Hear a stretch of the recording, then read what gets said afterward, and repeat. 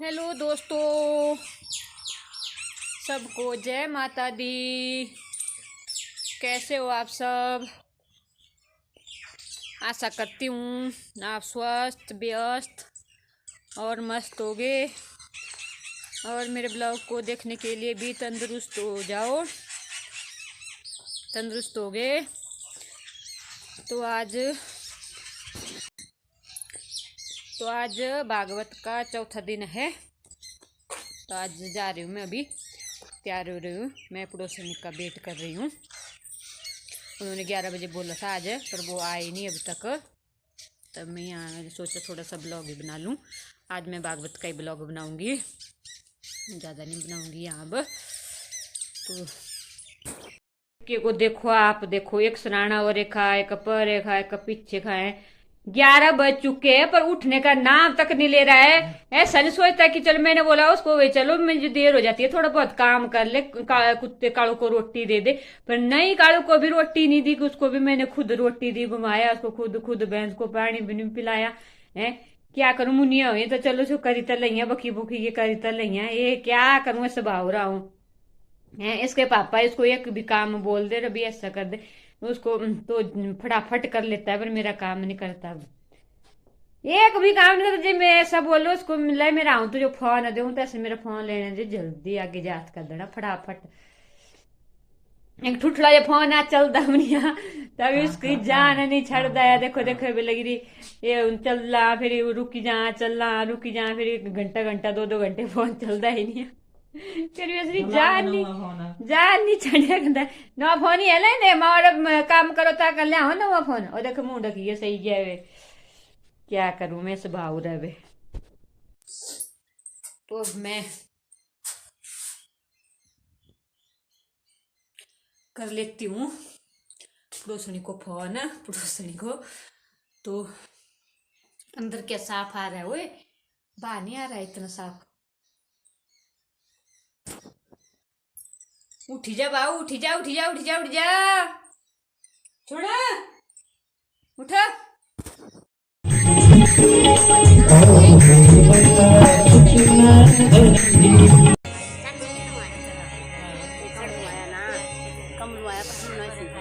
ध्येयं सदा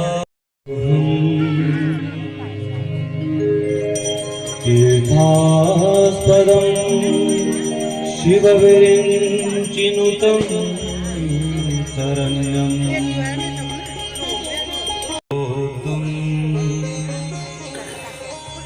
वन्दे महापुरुषते चरणा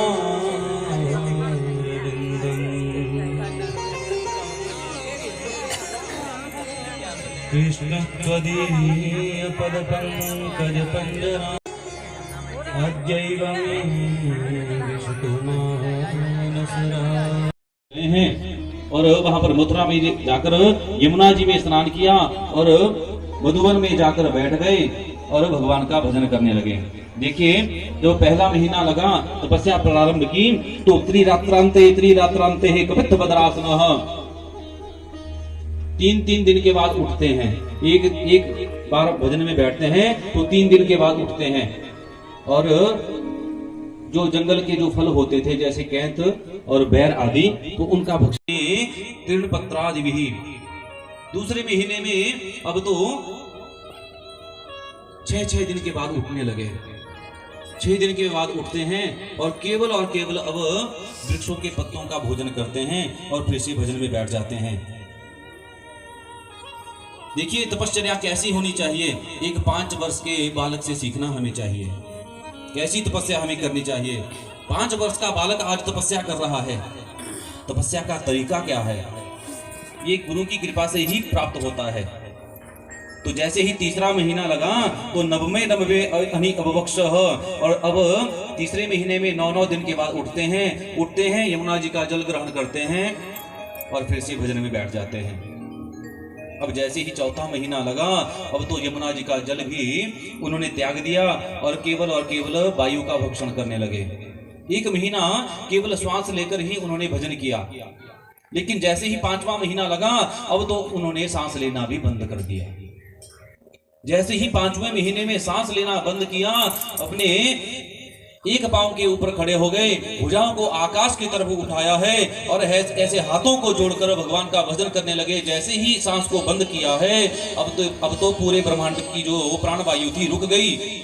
सारे के सारे देवता छटपटाने लगे, ध्रुव की तपस्या को भंग करने का प्रयत्न करने लगे, लेकिन ध्रुव तो अटल है, तपस्या को भंग नहीं कर सके। भागते भागते देवता ब्रह्मा जी के पास गए, बोले हमारी सांस नहीं आ रही, हमें घुटन हो रही है। ब्रह्मा जी बोले मेरा भी यही हाल है। सारे देवता मिलके नारायण जी के पास गए, होने लग जाता हूँ। हाँ, तो जैसे ही इनको राजा बनाया, अब तो गुरु धारण किए, उनके आश्रम में जाकर रहने लगा, तपस्या करने लगा। लेकिन एक दिन गुरुजी ने पकड़ लिया कि ये बीड़ी पीता है। अरे आश्रम में बीड़ी पीता है। गुरुजी ने डांटा, बोले गुरुजी क्या करूं, बचपन से ही बीड़ी पीने की आदत है, छोड़ नहीं सकता।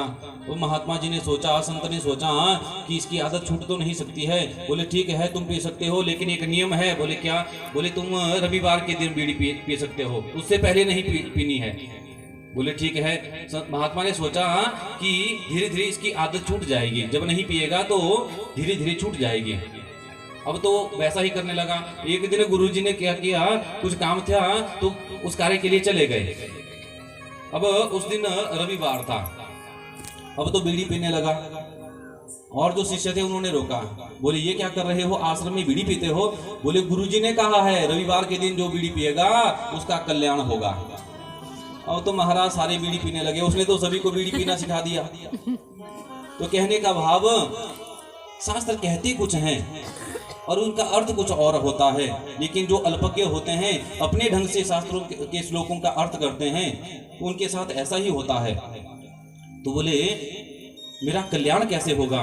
बोले मैं तुम्हें एक आख्यान सुनाता हूँ। नारद जी कहते हैं देखो जिस प्रकार, लेकिन भगवान ने एक नहीं सुनी, एक दहाड़ लगाई, मानो देवताओं को, ब्रह्मा जी को उन्होंने डांटा है। बोले जब वरदान दे रहे थे तब तुम्हें ये याद नहीं आया कि ये सबको तंग करेगा या मारेगा पीटेगा, स्वर्ग के देवताओं को वहां से छिन्न भिन्न कर देगा, तब तुम्हें याद नहीं आई? ब्रह्मा जी भी भाग गए, देवता लोग सारे भाग गए, भगवान से डर रहे हैं, इतना क्रोध भगवान को आज है।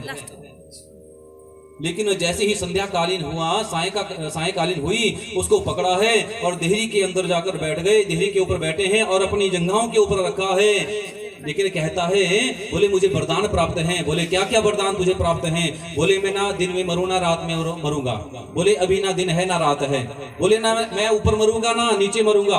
बोले तू मेरी जंघाओं के ऊपर है। बोले ना अस्त्र से ना शस्त्र से। बोले मैं तुझे अपने नाखूनों से मारूंगा। बोले मैं 12 महीनों में भी किसी महीने में नहीं मर सकता। बोले तो आज से मैं 13वां महीना तेरे लिए बनाता हूँ, जिसे अधिक मास कहा जाता है। मन में विचार किया, अरे ये यदि ऐसा पता होता तो 13 महीने पहले ही बोल देता। लेकिन अब तो भगवान को इतना क्रोध है महाराज, उसकी पेट के अंदर अपने नाखूनों को घुसाया है और उसकी आंतों को निकालकर अपने गले में लपेट लिया और उसका प्राणांत हो गया। बोल नृसिंह भगवान की। अब तो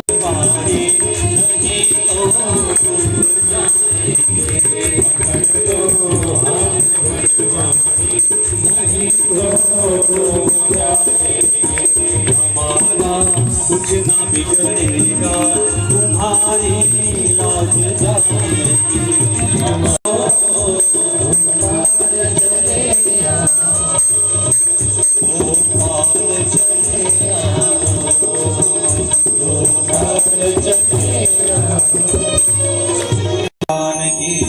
ऐसे ही देवताओं ने, अब तो कंस रोने लगा। बोले कहाँ हुआ है? देवी बोली मैं तुम्हें नहीं बताऊंगी, लेकिन इस ब्रजमंडल में ही है, ढूंढ सकता है तो ढूंढ ले। देवी वहां से अदृश्य हो गई।